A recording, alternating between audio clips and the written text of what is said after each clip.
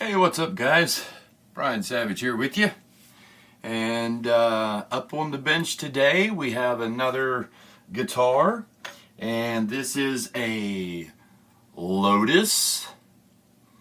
This is a very economical guitar if you find them. I don't believe they're made anymore. If they are, I'm not sure. I haven't done a whole lot of research on it. I've seen these things in the pawn shops and stuff for years. And this one was purchased by my good friend Dan, who I done the Crybaby wah pedal for. And he purchased this. Someone came, knocked on his door and said, "Hey buddy, got a guitar I want to get rid of." Or actually, no, I'm sorry. I think he did buy this at a pawn shop. Let me take that back. He went into a pawn shop and I think he said they had like 125 on it or something crazy like that. How they do, at least they do around here. And he told him, he said, "I'll give you 40 bucks for it." And they said, "Oh, I can't do that. Make me an offer." And he said, "I did make you an offer. I said 40 bucks. And he didn't even plug it in or anything. And the guy said, "Nah, how about 50? And Dan said, "Well, okay. Why not?" He wanted it for just a simple backup guitar, something that he can have, you know, in a case behind his amp, and if he busts a string, he can just reach back real quick and just grab this guitar, plug it in, and go. So he's not looking for, you know, anything great. This was his backup. Now this thing, I believe, was originally this gray color, and someone sprayed this off-white burst around it. They did an alright job, I think, from what I can tell. It's awful orange peely. I don't believe this is the factory paint. It was probably just a solid black or something like that. This pick guard, this mother of toilet seat, as I like to call it, because mother of pearl always reminds me of the late 70s, early 80s toilet seats. Everybody had one. It was mother of pearl. But I don't know if you'll be able to make it out. But this thing is super, super warped. There you can kind of tell. See how it dips between the pickups, and then right at the bridge it really bubbles up. It had some other bubbles in it. Now I've already went ahead, and last night when Dan brought it over, we wanted to see if we could just get this thing playing right. So I did a little bit of work on the frets and reset the neck relief, put new strings on it, set intonation, roughed it in. I know I'm going to have to go and do it all again anyway, so I just roughed it in and set the string height. Now I got the strings all slacked loose on here right now. Because the next step is I'm going to take the neck off, to take this pick guard off. And the reason I'm doing that, as you may see here, he also had a set of Fender lace sensors. And let's see here, these are the blue. And the blue specs are right there. So that's the specs on these three pickups. And he already had this set of pickups. I don't remember how he acquired these. I believe he said he's had them for quite some time. Just never had a Strat style single coil guitar to put them in till now. And he actually gave these to me because I'm always doing this crazy stuff all the time, you know, doing guitars and stuff for him and other people and everybody else. And I hadn't used them, so we're going to use them in this project, because these pickups, we didn't even bother plugging it in last night, but he plugged it in and he said these pickups sound atrocious. Who knows what we'll get to whenever we get into it. But I've got the screws out of the pick guard, as you can see.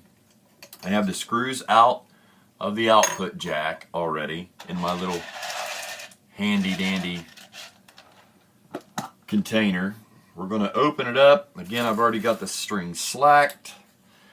Flip it on its back. I've already got these screws backed off somewhat, just to make it real easy. These 4 screws, I've already backed them off a little bit.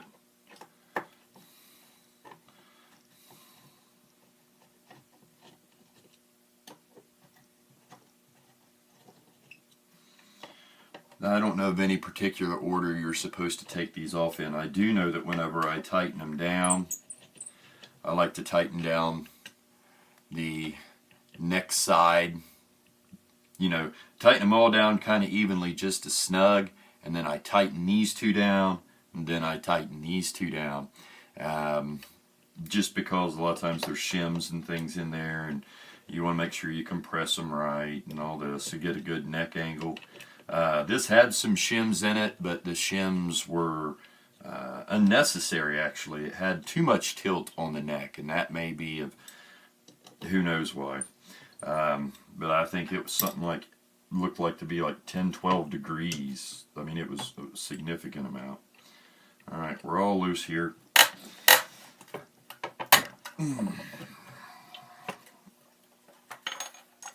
Flip her back over. Come on, neck. Don't give me fits. No, no, no, don't bring me down. Alright, how is that soldered on there? You're looking up underneath here because there's a wire that runs through to the bridge plate. Let me show you what I do with this here now that I got it all good and tangled. All these wires, all these strings, I want to keep all this together but separate, so I'll put them all on the body like this.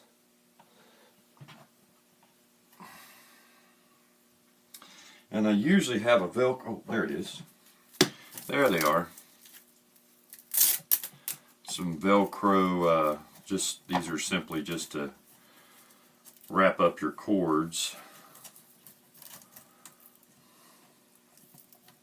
Slide that down on there. Now, that's going to keep those babies in place a little better. And we'll just kind of set this aside because we're going to need to fiddle with this. Let's get out the old soldering iron, and I'm going to disconnect the output jack, and I'll flip the body over and see if I can go ahead and show you, because there's no plate on this wire right here. If you'll be able to see that or not.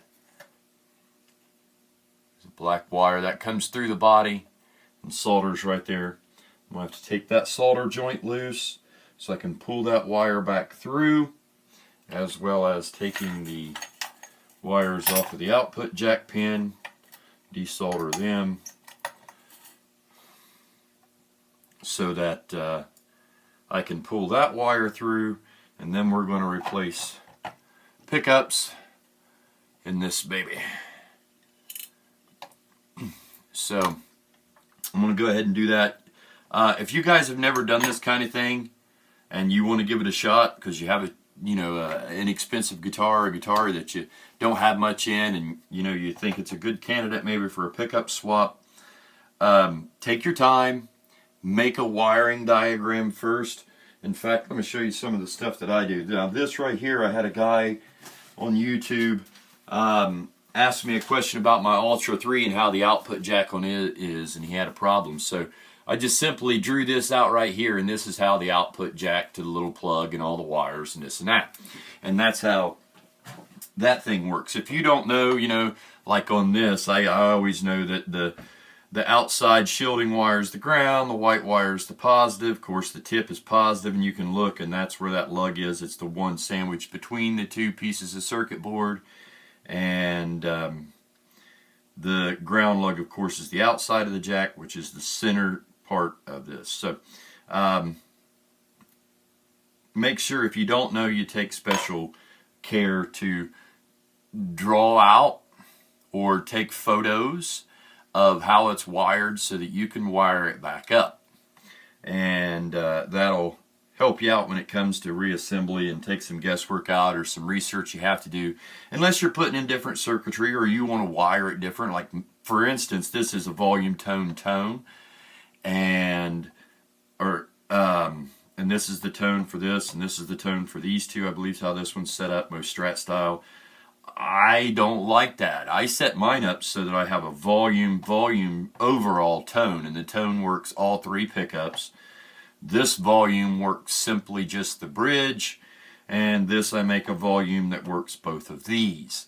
The reason I do that is I like it like a Les Paul setup, where I can just flick my switch up on the rhythm with less volume and take the bite out of it if I'm on a gain setting, and then just simply with a flip of a switch come back here and have that volume setting set higher so that I get more gain, and you know, I can go from a rhythm, a real clean sounding rhythm, to come into just these pickups here, and this will have a little more volume to it, so it gets just a little more gain. I get crunchy, and then I can go back here, either that position or this position, to where I'm either on just this or these two, and this volume standalone up will bring in even that much more gain. So